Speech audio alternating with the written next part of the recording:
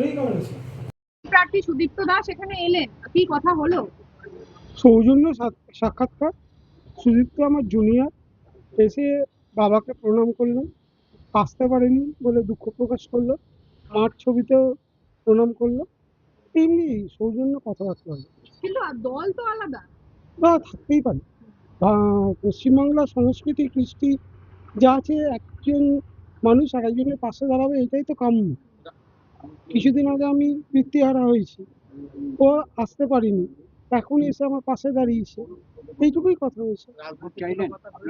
আর যদি ভোট চাওয়ার হতো, আপনাদের এত মিডিয়া দিনের আলোয় রেখেও আসতো বা এখানে বসতো, কি মনে হয়? ওটা আমার সঙ্গে এমনি কথা বলতে হবে। প্রার্থী হিসেবে তো সবাই সবার কাছে ভোটের আবেদন রাখতেই পারে। তিনি বললেন আপনার কাছে আশীর্বাদ চেয়েছেন, আপনি আশীর্বাদ করলেন তার জয়ের জন্য। আমি বলেছি ভালো রেজাল্ট করে। তিনি আলোতে আসার মানে কি আপনার মানে কোনো একটা কোনো একটা মানে জল্পনা কিন্তু একটা উস্কে গেছে।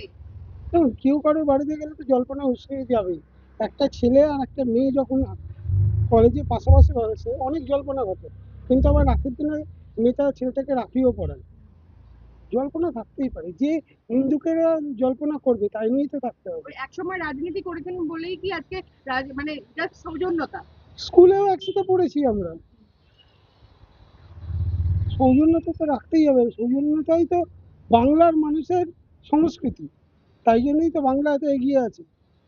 তাহলে সব জল্পনার কি অবসান আপনিই করছেন এখন এখানে? হ্যাঁ, একদমই তাই। আমি আমার দলের হয়ে লড়বো, ও ওর দলের হয়ে করবে। কোন দলে? আমি তৃণমূলের হয়ে করবো। কারণ অন্য দল কি মনে হচ্ছে না কেউ বলছে যে আমি অন্য দলে যাবো? তা যাওয়ার হলে তো অনেক জায়গায় খোলা আছে, কিছু কিছু মিডিয়া তো বানিয়েই দিচ্ছে।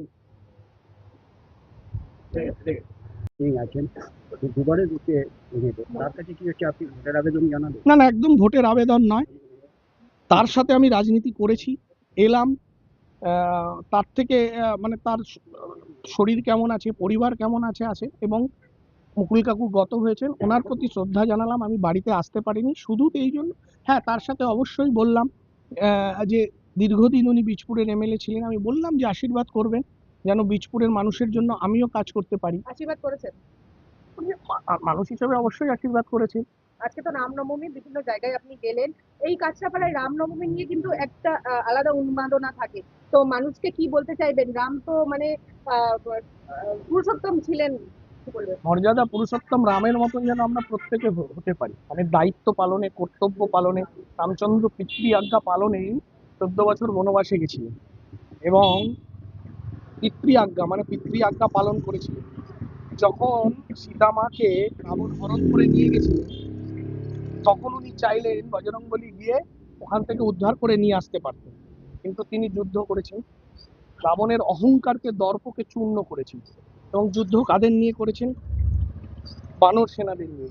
কিন্তু জেতার পরেও কিন্তু সেই রাজ্য দখল করেননি, বরং সেখানকার রাজাকে রাজা বানিয়েছেন।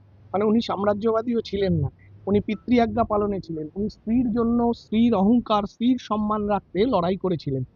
এবং তারপরে আবার যখন তিনি রাজা রাম হলেন, অর্থাৎ যখন তিনি রাজা হলেন, তখন ওনার কাছে প্রজাদের কথা হচ্ছে শেষ হলো। সেই কারণে উনি আবার তার স্ত্রীকে অগ্নি পরীক্ষা দিতে বললেন। তাহলে একটা মানুষ সন্তান হিসেবে, স্বামী হিসেবে, রাজা হিসেবে, ভাবুন তার একটা মানুষ সব হিসেবে কত মহান। আমরা চেষ্টা করব না সেরকম হতে? তাই রামনবমীর দিনে আমার ইচ্ছে, ভগবানের কাছে প্রার্থনা যে ভগবান আমাকে যেন সেরকম হওয়ার শক্তি প্রদান করে যে আমি আমার সমাজকে, আমার পরিবারকে, বৃহত্তর সমাজকে রক্ষা করতে পারি। আর শ্রীরাম যেন সকলকে খুশি রাখেন, সকল মানুষকে, এমনকি আমার যারা এই ভোটে যারা আমার সাথে প্রতিদ্বন্দ্বিতা করছেন, সিপিএম, তৃণমূল বা আরো অন্যান্য দল যারা আছে, সকলে ভালো থাকুন, সুস্থ থাকুন। ইদানিং কালে